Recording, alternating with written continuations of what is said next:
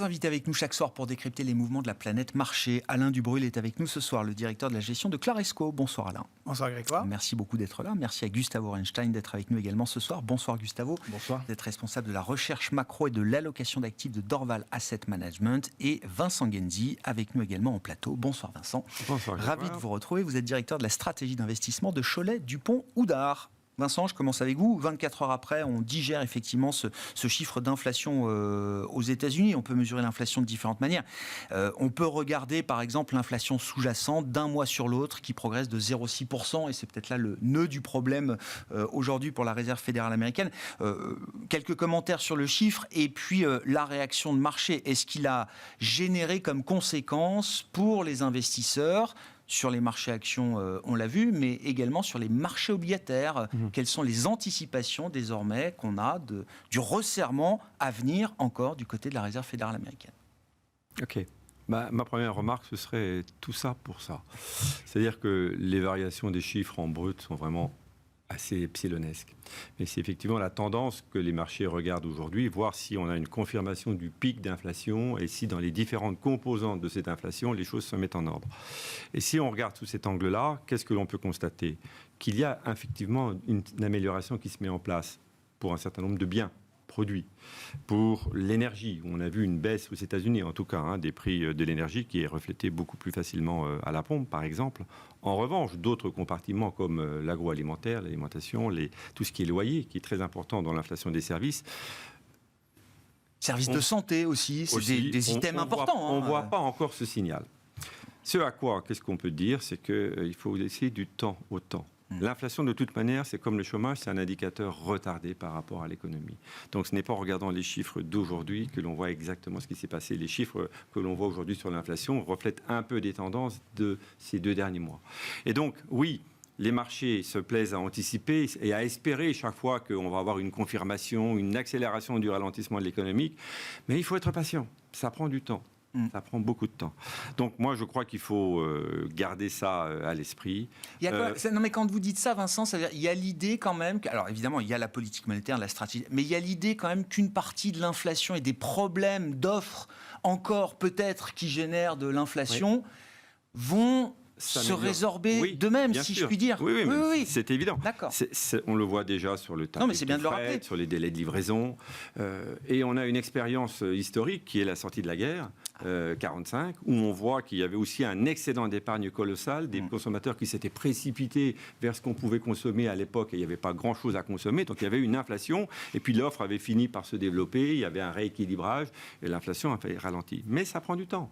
On ne relance pas toutes les entreprises ou toutes les industries où on ne remet pas à niveau l'offre au niveau où il était avant le Covid du jour au lendemain. Donc il faut rester patient. Mais les marchés par nature sont impatients, d'autant qu'à côté, il y en a un autre qui est impatient, c'est le gouverneur, enfin c'est le président de la Fed. Ouais. Et donc, effectivement, on pourrait être patient, mais on se demande si la Fed va également rester patiente ou non. D'où les impacts que ça a sur les marchés de taux, puisqu'on a repricé effectivement 100% de hausse des taux à la prochaine réunion, et voire peut-être encore une fois 75 points de base à la suivante. Le taux terminal, il était entre 3,75 et 4, il est plutôt entre 4 et 4,25. Le taux terminal, qu'est-ce que c'est? C'est le niveau auquel on peut s'attendre de la part de la Fed, une fois qu'elle aura considéré qu'elle a fait son boulot et qu'elle n'a pas besoin de durcir davantage sa politique.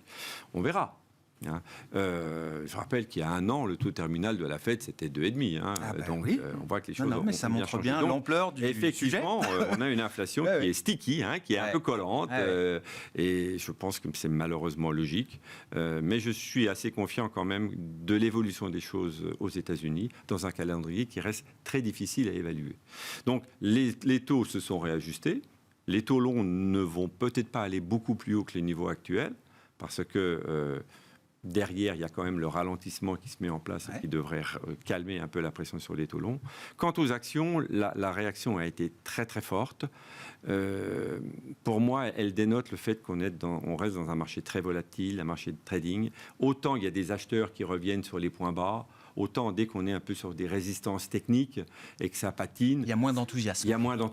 Donc il y a naturellement moins d'acheteurs. Et puis dès qu'il y a une mauvaise nouvelle, ceux qui ont acheté dans le creux revendent parce qu'ils sont traders. Donc ça a effectivement amplifié la tendance.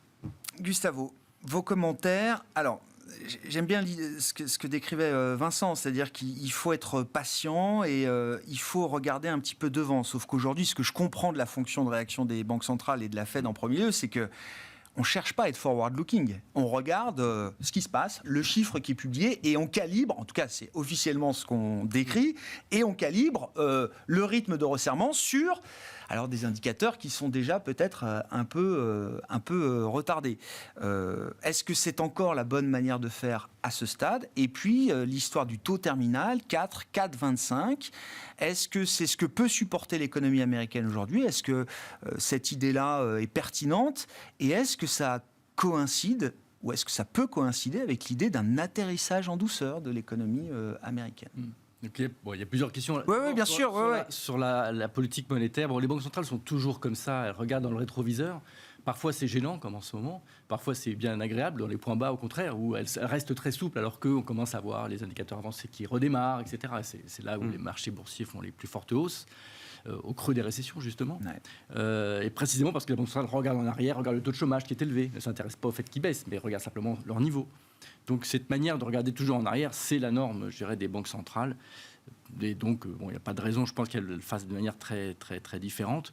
Ce qu'il y a sur l'inflation et sa nature, c'est vrai qu'il y a quand même pas mal de choses intéressantes. D'abord, il y a plusieurs morceaux dans cette inflation. Alors, sans parler des composantes en elles-mêmes, il y a des morceaux qui sont liés à l'offre, très directement, donc liés au Covid, liés au choc énergétique. Et ça, c'est en train de s'améliorer. Vraiment, c'est très clair, ça a été très bien dit, décrit. Donc, la baisse du prix du fret, les délais de livraison qui baissent, etc. Donc, cette partie-là, elle s'améliore. L'énergie, évidemment, qui s'améliore également aux États-Unis. Et ça, c'est positif. Et l'autre côté, qui dépend plus, je dirais, de la demande et surtout du marché du travail, des salaires, c'est notamment les services. Là, plutôt, effectivement, c'est ça un peu l'inquiétude, c'est qu'elle est persistante et du coup, la patience n'est pas évidente du point de vue de la Banque centrale d'attendre que ça atterrisse tout seul. Alors, d'abord, c'est pas évident que ça atterrisse tout seul sans affaiblir le marché du travail, ce qui est une question, on pourra en débattre après. C'est la question de l'atterrissage en douceur. Est-il possible de faire ralentir au moins ce morceau spécifique de l'inflation sans que le taux de chômage monte ? Or, le taux de chômage monte en général dans une récession. C'est rare que ça monte sans récession. Encore que. Alors, il y a des discussions également, le marché du travail étant assez particulier. Et encore une fois, je rappelle, on est après le Covid. Ouais. C'est un choc complètement inhabituel, atypique. C'est très difficile d'appliquer des scénarios habituels, surtout. Le marché du travail est complètement atypique. On n'a jamais eu autant d'écart entre les offres d'emploi, le nombre de chômeurs. Enfin, tout ça, c'est complètement extravagant. C'est rare. Je suis économiste de formation. C'est la première fois, je crois, dans toute ma carrière que je parle avec des clients de la courbe de Beveridge. Je pense que, à part quelques gens qui ont dit le manuel d'économie... On avait la courbe de Phillips, maintenant c'est la courbe de Beveridge. On commence à rentrer dans les arcanes du fonctionnement des marchés du travail. Ouais. Donc on commence à regarder des choses vraiment de détail, parce que le fonctionnement du marché du travail est assez bizarre en ce moment. Ouais. Or, c'est important, évidemment, pour la Réserve fédérale. Donc, je parlais de ces deux niveaux d'inflation. Le côté offre s'améliore. Côté demande, et il est là. Effectivement, il y a le rôle des loyers, c'est un peu particulier parce qu'il y a une certaine persistance, ça met un certain temps à baisser. Mais c'est 30% de l'indice, des prix du CPI, des prix de la consommation. C'est très important et c'est très sticky, c'est quelque chose qui bouge très lentement. Et oui. Et qui se passe que c'est le renouvellement des bails, ça prend toujours du temps. Mais on voit des indicateurs plus court terme qui montrent qu'effectivement ça commence à baisser. Zillow, etc. D'autres indicateurs. Donc ça va finir par... Les nouveaux loyers proposés aujourd'hui aux États-Unis commencent à être... Mais ça prend du temps à impacter cet indice. Donc on va le voir ça dans les... Mais ça ne change pas quand même la question du marché du travail et que le fait qu'il soit très tendu et que la Fed veut vraiment que quelque part que le marché du travail atterrisse. Est-ce qu'il faut que le chômage monte ou pas ? Grand débat. Mais Powell a dit très clairement, il est prêt à ce qu'il y ait quelques dégâts, qui est un coût pour lutter contre cette inflation, parce qu'elle s'installe, et si elle s'installe, notamment dans la formation des salaires, eh bien on sait que c'est très difficile après de la... Ce sera plus coûteux de laisser l'inflation s'installer que de faire monter le taux de chômage jusqu'à 4,5%. Ça, c'est une question. Or, aujourd'hui, donc, le pricing, ça a été dit sur la partie des taux des Fed Funds, 4,25%. Ce qui, dans le fond, n'est pas si délirant. Il y a aussi une question qui est complexe. C'est que ça fait 10 ans qu'on vit avec des taux très bas. Et on s'est tous habitués, c'est un effet mémoire, on s'est habitué à des taux très bas. Et donc 4,25 ou 5, ça a l'air complètement fou. Non, c'est pas possible. Si, c'est possible. C'est dans le domaine des choses possibles, en tout cas. Donc que le marché price, pourquoi pas au-delà des 4,5 sur les taux courts, Ça ne me semble pas complètement déraisonnable. Et pareil sur les taux longs. Et là, sur la question des taux longs, je reviens un instant sur la relation avec l'inflation, parce qu'il y a quand même un paradoxe. C'est que tout ce qui améliore l'offre est positif pour la demande. C'est positif pour la consommation. On voit, par exemple, la baisse du prix du pétrole va faire rebondir la confiance des ménages aux États-Unis, et pourquoi pas demain la consommation. Alors, qu'est-ce qu'il en est du ralentissement? Alors, on veut faire ralentir, et puis on a un effet positif qui réaccélère. Moi, pour ça, par exemple, en tout cas, sur les marchés, nous évitons totalement la duration, et nous avons vraiment zéro duration dans le portefeuille, parce que je crois qu'on a encore du mal à imaginer que les taux continuent de monter, notamment les taux longs. Mais il n'y a rien d'anormal à cela. Plus l'économie américaine est résistante, plus les taux longs vont monter. On a l'impression quand même d'un régime économique, un peu un espèce de stop and go, quoi. C'est-à-dire, comme vous dites, je vous passe la parole, Alain, bien sûr, mais le risque de récession arrive, le pétrole rechute de 30%, et boum, c'est tout de suite un appel d'air pour un consommateur américain qui n'est pas en si mauvaise forme que ça non plus. Donc on a une espèce de stop and go permanent dans ce cycle qui est... C'est rappelé à chaque fois, il y a le plein emploi et des bilans relativement solides. Ouais. Ce n'est pas généralement des conditions d'énorme récession ou quoi que ce soit. Donc on a une impression d'une résistance, et cette résilience, eh bien, elle pousse plutôt à la hausse sur les taux longs. Alain, vos commentaires, voilà. Puis on ouvrira le sujet énergétique européen, qui est l'autre gros morceau du jour. Tout ça. Non, on dit que la Fed est backward looping, mais en fait, alors c'est vrai, je suis tout à fait d'accord avec ce qui a été dit sur le fait qu'en amont, l'inflation commence à se calmer. C'est clair, c'est sûr. Maintenant, dans des économies comme celle des États-Unis, les salaires, c'est 2/3 du PIB. Et je pense que là, pour le coup, la Fed est forward looking, et c'est pour ça qu'elle augmente ses taux. C'est qu'elle ne veut pas que ça dérape complètement sur les salaires. Alors déjà, aux États-Unis, c'est quand même mal parti, parce que c'est déjà très fort. Notons qu'en Europe, on critique beaucoup les gouvernements pour faire des subventions, pour que le prix de l'énergie ne monte pas et que ça creuse le déficit, c'est vrai. Mais aussi, ça contribue à une certaine modération salariale qui évite un dérapage de la situation. Donc aux États-Unis, ce qu'on a aujourd'hui, c'est qu'en fait, on a une économie qui reste plutôt bonne, avec des salaires avec un chômage en effet qui est très faible. Et moi, j'ai tendance à penser que tant que l'emploi sera bon, l'inflation, elle va rester, somme toute, assez prégnante, parce que quand l'emploi est bon, les gens ont de la confiance. Quand ils ont de la confiance, ils dépensent, quitte à s'endetter, puisqu'on voit depuis quelques mois qu'ils ont un peu tiré sur les cartes de crédit, mais tant qu'ils ont un job, où est le problème? Donc pour l'instant, la machine fonctionne très bien. Et qu'on regarde en Europe ou aux États-Unis, alors c'est vrai, là j'avais un déjeuner avec Arkema qui disait que le mois de juillet avait été assez faible dans l'industrie, donc ça corrobore les la chimie à Arkema, bien sûr. Voilà. Mais quand même, pour l'instant, quand on entend les sociétés, aussi bien aux États-Unis qu'en Europe, l'activité spot est incroyablement bonne. Enfin, personne ne sait où on va, ça ralentit un peu, mais pour l'instant, ça résiste incroyablement bien. Certains industriels vous disent même, mes carnets de commandes sont tellement remplis, tellement comprimés que s'il y avait un peu de détente, finalement, c'est pas mal. Ça me permettrait de servir des commandes que je peux pas servir parce que je suis encore dans l'immobilier, les taux montent. Ils ont pris pratiquement, les taux longs ont pris 200 points de base, plus de 2%. Donc à terme, les emprunts immobiliers vont être beaucoup plus chers. Donc s'il y a un truc où clairement, c'est 6% le taux de mortgage aux États-Unis. Aux États-Unis, la demande de logement neuf ou de construction neuve ralentit, c'est clair, et ça sera encore plus le cas dans 6-12 mois. En Chine, ça fait un moment que c'est un problème, et en Europe, on voit bien que c'est en train de ralentir. Donc quand le bâtiment va tout voir, en tout cas, clairement, ça va ralentir l'économie à horizon 6, 12, 18 mois. Mais le paradoxe, c'est qu'à l'instant T, on ne compte plus les chantiers qui ne sont pas terminés, tout le monde est rush, on ne trouve pas de gens pour faire les chantiers. On ne trouvait pas de matériaux, là c'est en train de s'améliorer, mais aujourd'hui les chantiers sont encore gravement en retard. Donc d'un côté, en spot, ça va incroyablement bien, mais plus on avance, plus on voit que l'avenir s'assombrit. Et par exemple aux États-Unis, pourquoi le marché était aussi décevant à mon avis hier, c'est qu'il y a beaucoup de rachats de short, de gens qui se disaient oui, l'inflation va commencer à être un petit peu meilleure, donc je ne peux pas me permettre d'être short face à ça. Et puis patatras, ce n'était pas le cas. Donc oui, l'inflation va ralentir, bien sûr, mais à quelle vitesse et à quel niveau?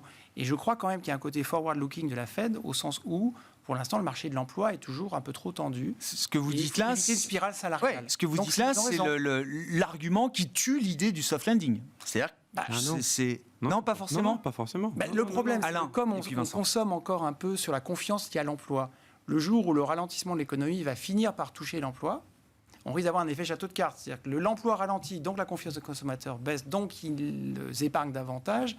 Donc là, on a un impact potentiellement brutal sur la consommation. J'espère pas, mais c'est peut-être le risque auquel on fait. Parce qu'aujourd'hui, finalement, quand on regarde les indicateurs d'attente de PIB, pour l'instant, ça révise très négativement sur 2023. Et paradoxalement, On Oui. révise presque à la hausse sur Oui. 2022. Oui. Donc ça veut dire qu'aujourd'hui, le discours... Jusqu'à présent, ça a été plutôt Finalement, bon. le discours des Oui, oui. entreprises est incroyablement résilient et ça se détériore pas vraiment. Et pourtant, les nuages sont à l'horizon, les taux qui montent, qui vont faire baisser les prix de l'immobilier, qui vont faire baisser la demande, qui vont faire baisser la consommation, comment ça va.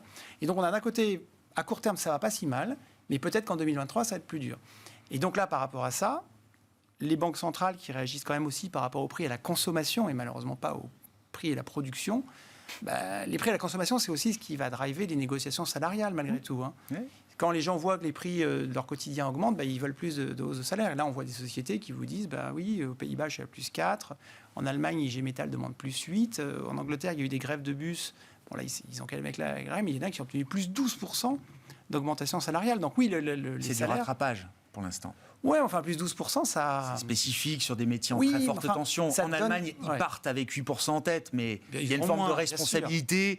La négociation, ça va être, attention, c'est peut-être une crise existentielle pour l'industrie allemande. Il faut préserver l'emploi. Disons que les salaires réels aux États-Unis comme en Europe sont quand même négatifs. Négatif, mais bien sûr, la croissance des Donc, salaires réels est potentiellement négative. récessif. Mais oui, Bien d'accord. complètement. Mais la Fed et les banques centrales ont Ouais. quand même pour objectif d'éviter une sorte de spirale salariale. Et ça passe malheureusement à court terme par un durcissement monétaire. Vincent, est-ce qu'en 2 minutes, vous pouvez définir ce que c'est pour vous qu'un soft landing? Parce qu'on en parle comme si c'était un concept que déjà, c'est jamais arrivé. Donc, qu'est-ce qui va définir l'idée d'un soft landing dans ce cycle? Et pourquoi est-ce qu'il y a encore des chances que ce soit Si, possible? le soft landing, c'est que l'économie ralentit pour venir tangenter les zéros en instantané, et puis on ne passe pas en véritable récession. Et à la limite, même les 2 trimestres négatifs qu'on a vus cette année, vous savez bien que ça ne va pas être qualifié comme une récession par la NBER, mais voilà, donc pour moi, c'est un atterrissage en douceur, soft landing, ça veut dire qu'on ne passe pas en récession dure. Et ça Moi, veut dire que le taux de chômage ne remonte pas au-delà de niveaux Oui, qui oui. seraient délétères. Absolument. Mais D'accord. je suis assez d'accord avec tout ce qui a été dit. La partie très domestique américaine, elle a encore besoin d'être adoucie. C'est pour ça que la Fed, elle va continuer à monter les taux. Parce qu'effectivement, il y a encore une trop forte consommation, parce que les ménages sont encore à la tête de 10% d'épargne du PIB. C'est ça l'épargne excédentaire. Alors, ils la consomment chaque mois, donc ça va diminuer rapidement. Mais c'est aussi pour ça qu'on ne voit pas l'économie ralentir. Le marché du travail qui reste très fort, c'est le deuxième élément. Donc, la Fed a effectivement besoin d'intervenir pour ça. Ceci étant, je crois que là, il faut différencier selon les pays. Je doute que l'on ait des grèves aux États-Unis de l'ampleur de celles qu'on a vues en Angleterre. Donc, je suis beaucoup plus confiant sur l'inflation aux États-Unis que ce que l'on a vu, bien sûr, en Angleterre et même en Europe pour d'autres raisons. Il faut différencier les choses. Et le dernier point, c'est que même si la Fed montait à 4,5, le taux terminal, c'est le taux le plus haut. Mais si les taux montent à 4,5, je peux vous dire que derrière, sur les 3 ou 6 mois après, vous avez des anticipations de taux qui rebaissent. Oui, c'est Okay. pas ce que Et dit la c'est- Fed. La Fed, elle Non, dit mais- higher for longer. Vous méprenez pas. Vous méprenez Oui, pas. mais On maintiendra elle ce sait- niveau elle de taux sait- pendant plus longtemps que ce que vous Oui, imaginez. c'est ce qu'elle dit aujourd'hui, parce qu'elle veut ancrer les anticipations du marché. N'oublie pas que pendant 12 mois, elle a dit l'inverse. Elle s'est trompée. Donc, elle va se tromper également à un moment donné. Donc, derrière, il y aura de nouveau, D'accord. à un moment donné, le fameux pivot. On verra quand ça se produit. Et aujourd'hui, on est tous en train de se dire que ça va se produire plus tard que prévu. Ouais. Mais on n'est pas encore Mais- dans le risque d'over-tightening. Le risque jusqu'à présent, ça a été d'en faire trop peu, pas assez fort, Oui. pas assez vite. Ils sont encore dans cette phase de rattrapage d'une certaine manière, Oui. sans BP, pourquoi pas la Oui. semaine prochaine, mais ça ne nous met pas dans la zone d'excès, de resserrement qui fait que le soft landing ne serait plus possible, Non. même si on arrêtait de monter les taux dans 2 mois. Non, on ne peut pas savoir. On peut même D'accord. aller à 4,5. Après, si on a des signes évidents que l'économie a ralenti, ils feront ce qu'il faut pour qu'on reste sur le soft landing. Donc, ils rebaisseront les taux. Parce que si ça ralentit vraiment, je peux dire que l'inflation, elle va également fortement ralentir aux États-Unis. Hein, parce qu'il y en a même qui croient à la déflation. Donc voilà. C'est pour ça que le côté forward-looking est n'est quand même pas intéressant écrit. pour un banquier central. de ce Tout point n'est de vue. pas écrit, mais je crois qu'il faut quand même... Nous, on peut se permettre de rester patient, mais la Fed aujourd'hui, et je comprends qu'elle ne puisse pas être patiente, Ouais. parce qu'il faut calmer les ardeurs, il faut calmer la surchauffe. Alors, d'un point de vue boursier, en fait, on a 2 scénarios. Soit, effectivement, il y a un soft landing, enfin, ça ralentit doucement. Mais là, ma crainte, c'est que l'inflation, elle ne va pas redescendre à 2. Et donc, on aura une activité qui sera heureusement pas trop atteinte, mais peut-être au niveau des multiples, on aura un environnement de taux où la Fed devra rester à 4,25. Et peut-être, une des questions, c'est l'inflation long terme qui aujourd'hui est considérée comme étant à 2,5 aux États-Unis. Peut-être que si l'activité reste bonne, mais qu'on a plus d'inflation, peut-être que les break-even d'inflation à 10 ans, ils seront plutôt à 2, plutôt 3, 3,5. Et on aura peut-être des taux longs US qui seront plus proches de 4 que de 3. Ouais. C'est pas très grave en soi parce que ça veut dire que la dynamique des entreprises sera meilleure. En revanche, en termes de multiples de valorisation, il y a encore une marche à descendre. On aura des bons résultats, mais peut-être pas de re-rating. Ouais. À l'inverse, si ça commence à ralentir fortement et que l'inflation du coup ralentit et que la Fed commence à lâcher du lest, on aura peut-être des multiples qui augmenteront, mais sur des résultats qui, eux, pourraient chuter. Après, il faut trouver le bon équilibre au milieu de tout ça. Mais... Si la Fed, en tout cas dans le futur proche, se montre encore un peu plus agressive dans cette stratégie de front-loading, d'anticipation de ces hausses de taux, avec même peut-être l'idée d'un objectif terminal plus élevé, qu'est-ce que ça change pour une banque centrale comme la BCE, Gustavo ? Alors, il y a des situations assez différentes, et d'ailleurs l'impact sur les marchés aussi était très différent, parce qu'il y a la question de l'inflation est quand même pas de même nature aux États-Unis et en Europe. En Europe, c'est vraiment essentiellement le choc énergétique, un choc énorme, on peut en parler, mais bon, qui a un impact énorme, où le gouvernement essaie de le tenir un peu, donc une politique budgétaire aussi plutôt expansionniste, mais en tout cas une nature de choc beaucoup plus proche d'un choc d'offre pure qu'aux États-Unis, où la question de la demande est beaucoup plus forte, même si en Europe aussi, on est au plein emploi et certaines difficultés de recrutement sur les marchés. Mais bon. En tout cas, il y a une nature un peu différente. La BCE, elle, est un peu en mode panique, clairement, parce qu'elle est très loin, effectivement. Vous visez 2 et vous allez à 10. C'est quand même pas évident de dire que tout ça va s'arranger, donc il faut forcément agir. Tout en sachant qu'il y a un côté un choc d'offres négatif, et que ça, c'est pas bon pour la croissance. Oui, donc, parce que là, en Europe, autant on peut débattre du soft landing, de l'atterrissage de l'économie américaine, autant là, visiblement, il n'y a plus de doute sur l'idée d'une récession. Alors, à qualifier, quelle ampleur, quelle durée, mais l'idée quand même d'un choc de croissance négatif pour les prochains mois, trimestres, semble être une évidence aujourd'hui. Tout à fait. Maintenant, c'est la lutte à qui va faire le scénario le plus horrible. Et d'ailleurs, ce qui me fait penser, c'est pour ça que quelque part, au moment différentiel, on aurait tendance à préférer l'Europe, où nous pensons nous plutôt que les choses seront horribles, mais moins horribles que le pire des scénarios qui circulent en ce moment. Parce que l'économie s'adapte, parce que... Il y a trop de pessimisme peut-être embarqué là, sur l'Europe. Il y a beaucoup de primes de risque qui sont vraiment excessives, mais du coup qui fragilisent aussi les taux longs européens. Et encore quelque part, encore plus les taux, je dirais même plus les taux courts que les taux longs, mais enfin, la courbe des taux en général en Europe, parce qu'on est très très loin du repricing qu'il y a déjà eu aux États-Unis. Et vous voyez, si on pense déjà qu'il n'y a pas de valeur dans les taux américains, qui sont quelque part price déjà, un soft landing price déjà, une inflation qui va se réduire gentiment, c'est ce qu'il y a dans les break-even, etc. 0 prime de terme. Donc vraiment, on est déjà dans ce scénario où tout est pricé pour la perfection côté obligataire. En Europe, on n'y est pas encore. Il y a encore de la place pour des hausses de taux. Il y a plus de volatilité à attendre sur l'obligataire européen aujourd'hui, peut-être. Par contre, sur le marché action, des primes de risque en Europe sont vraiment importantes. Et si on pense, mais c'est toujours spéculatif, enfin, c'est de ça qu'on parle, après tout, on parle des marchés financiers, on considère, nous, qu'il y a plutôt des capacités d'adaptation et que les choses ne seront pas bonnes, mais pas aussi horribles que le pire des scénarios qui aujourd'hui est discuté par les économistes. Je disais, Vincent, à court terme, vous êtes encore prudent sur les actions européennes, mais il y a quand même sur du moyen terme quelque chose de constructif peut-être vis-à-vis des... Non, c'est pas vrai. Non, je sais pas ce que je dis, mais non, je pense que pour l'instant, tous les investisseurs sont focalisés sur les États-Unis en disant que c'est mieux géré, ils sont plus résilients, la Fed fera plus facilement son travail. Et l'inconvénient de l'Europe, c'est la prime géopolitique. Si on a beaucoup plus de difficultés à faire un scénario économique chez nous, c'est compte tenu de ce qui se passe de l'autre côté de la frontière entre l'Ukraine et la Russie.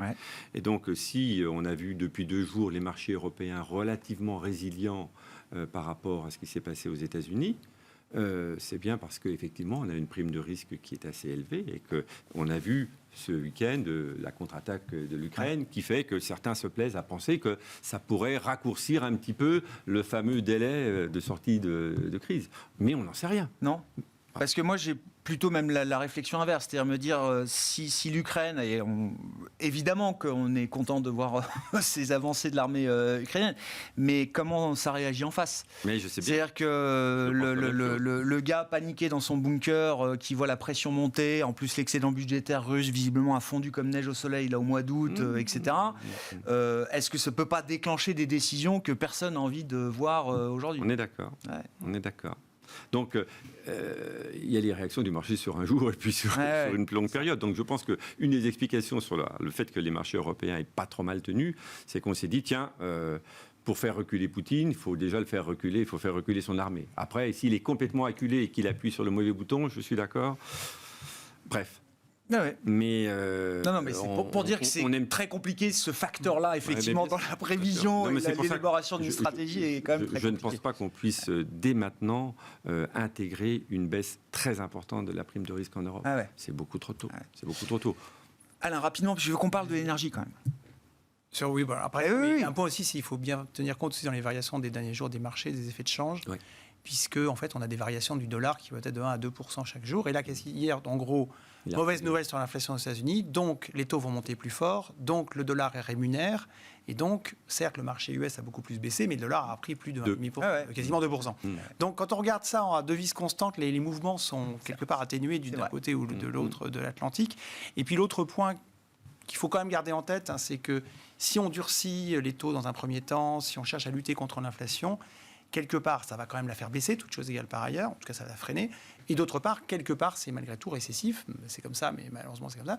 Et ça veut dire que du côté des taux longs, je ne vois pas trop, plus on va vers la récession, plus, quelque part, c'est dur au niveau des taux courts, mais on ne peut pas envisager un scénario plutôt récessif dans lequel les taux longs partiraient en vrille vers le haut. Ce qui veut dire que la question aujourd'hui, ce n'est pas tellement quel niveau vont atteindre les taux longs, mais à partir de quand ça ne monte plus. Parce que dès que les taux longs se stabilisent à peu près, d'abord, dans le monde obligataire, on a ce qu'on n'avait pas depuis 10 ans, du rendement. C'est-à-dire que si les taux ne bougent plus, on a des rendements qui sont assez sympathiques, même sur les emprunts d'État. Donc, dans un environnement de croissance molle, on ne sait pas trop où on va, on peut avoir de la rémunération sur l'obligataire.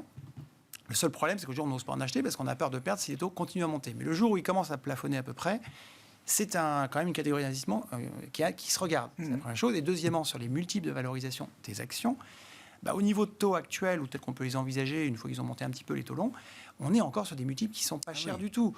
Donc, à partir du moment où on se dit les taux, ça commence à se calmer parce que l'économie ralentit, soft landing ou hard landing, c'est la question. Mais à partir du moment où les taux ne montent plus trop, il y a quand même des valeurs dites de qualité. Celles qui ont été massacrées au premier semestre juste par effet de taux, qui peuvent se regarder. C'est vraiment cette histoire de visibilité. À partir du moment où on a un peu plus de conviction, de certitude sur le niveau de la courbe et des taux, on peut revenir plus convaincu sur certains dossiers.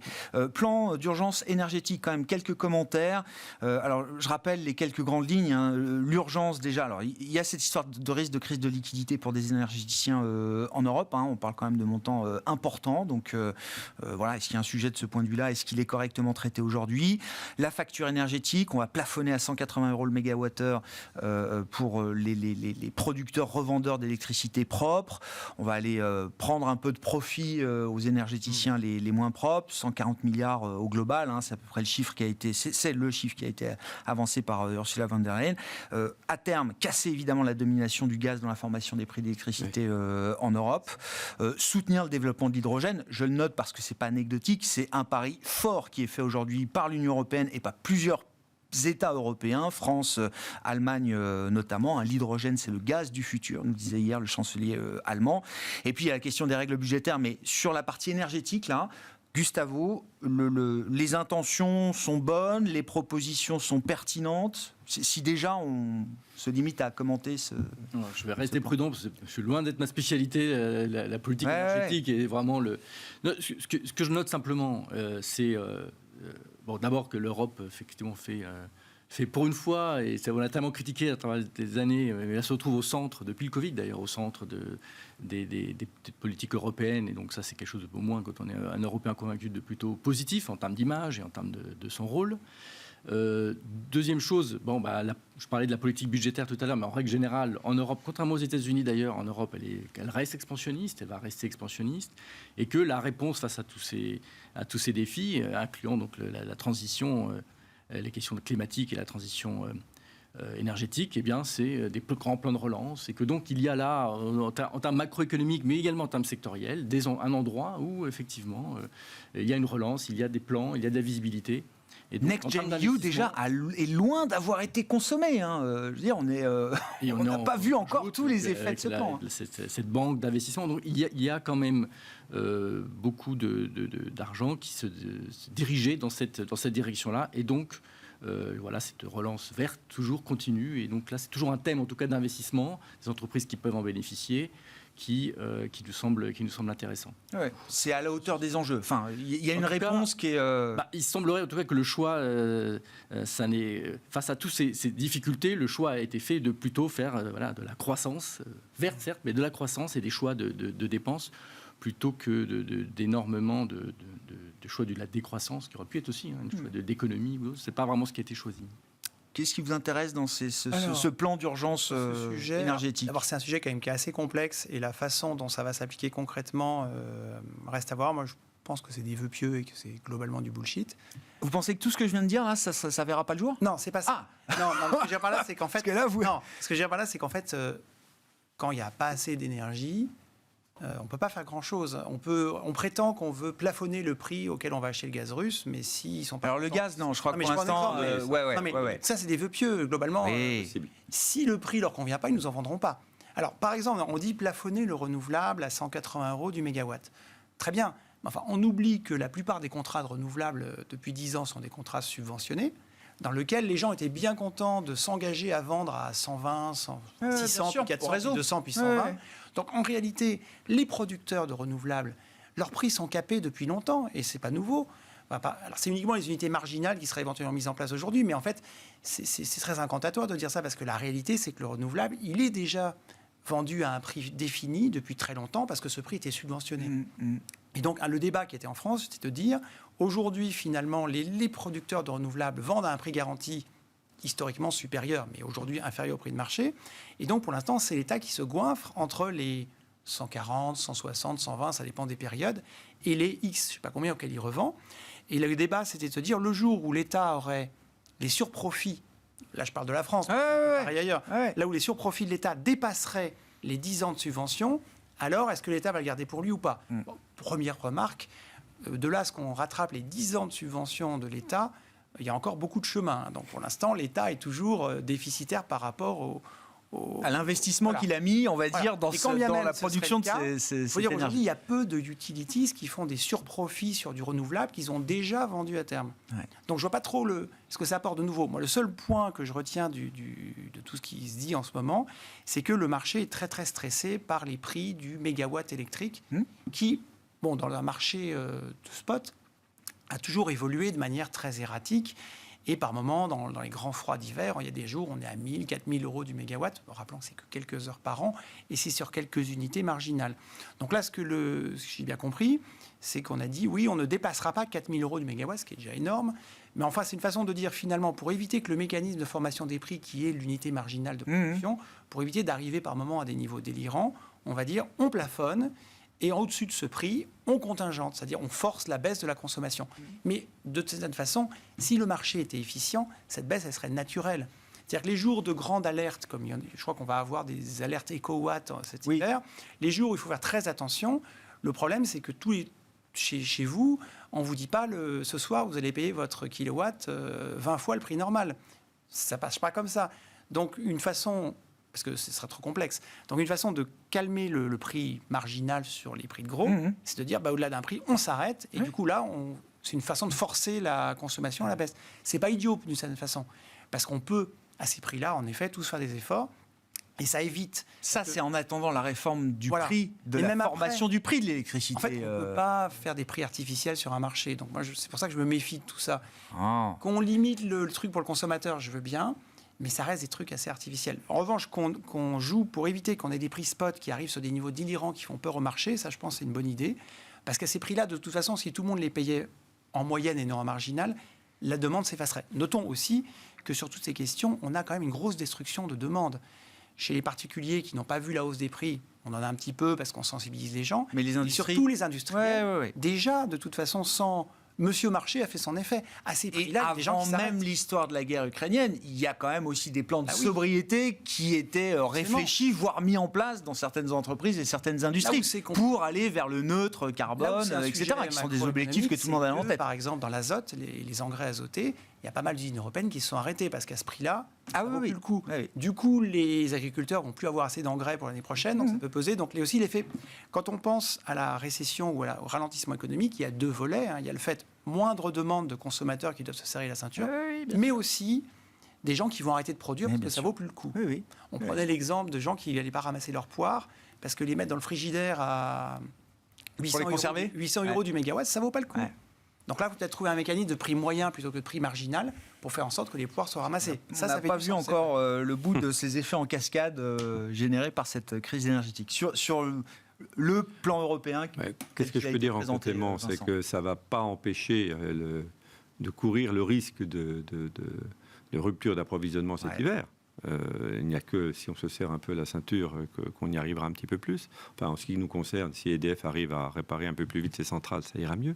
Mais ce n'est pas tellement ça l'objet. L'objet, c'est effectivement la vérité des prix, comme vous l'aviez très bien exprimé. Donc, il faut à tout prix que l'Europe vive sur un nuage et qu'elle devienne beaucoup plus pragmatique dans les mécanismes de fixation des prix pour éviter des fluctuations dans tous les sens et pour éviter que des producteurs arrêtent leurs usines parce que pendant 15 jours, on voit les prix qui explosent. Ouais. Le risque de pénurie, c'est déjà enquiquinant, mais si en plus on a des dysfonctionnements, parce que qu'est-ce que l'on a vu à l'occasion de cette crise? C'est le dysfonctionnement de l'Europe. Le dysfonctionnement de l'Europe, les règles que l'Europe met en place, qui font que quand tout va bien, c'est parfait, mais quand la Russie ne va plus bien, voilà, on est dépendant. Ça fait des mois que les alertes sont lancées sur l'unité marginale au gaz qui fixe le prix de l'électricité pour tout le monde. Ça, on le sait, c'est pas nouveau. La France a été même pionnière en la matière. Les avertissements de Bruno Le Maire datent de plusieurs mois en arrière. Moi, j'accueille avec beaucoup de plaisir tout ce qui se passe. J'espère qu'on ira jusqu'au bout, et je pense qu'on va aller jusqu'au bout parce que l'Europe, elle a un défi. Elle a intérêt à se crédibiliser vis-à-vis de ses électeurs. Et donc, commencer à adresser le problème européen de ce point de vue-là, c'est plutôt positif.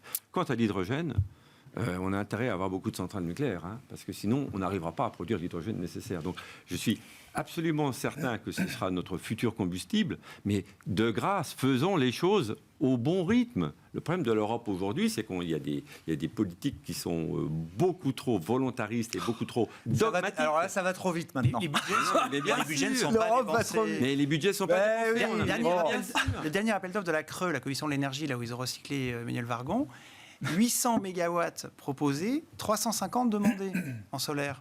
C'est sûr. Pourquoi? Et en plus, ils ont été demandés dans des zones comme l'Est de la France, c'est pas là où il y a le plus de soleil, parce qu'on ne retrouve pas d'endroit, on ne trouve pas d'autorisation. Il y a un énorme frein. Il faut libérer tout ça. Je citerai les résultats du dernier Eurobaromètre d'Eurostat qui a été publié, je crois, il y a quelques semaines, qui montre que l'adhésion au sein de la zone euro à l'euro par les citoyens est au plus haut historique, à 80%. Niveau qui n'a jamais été atteint dans cet Eurobaromètre qui suit donc l'adhésion, le sentiment des citoyens européens vis-à-vis de l'euro en tant que devise, j'entends. Merci beaucoup, messieurs. Merci d'avoir été avec nous ce soir en plateau. Grégoire. Alain Dubrul, Claire Esco, Gustave Orenstein, Dorval Asset Management et Vincent Genzi, Cholet Dupont Houdard.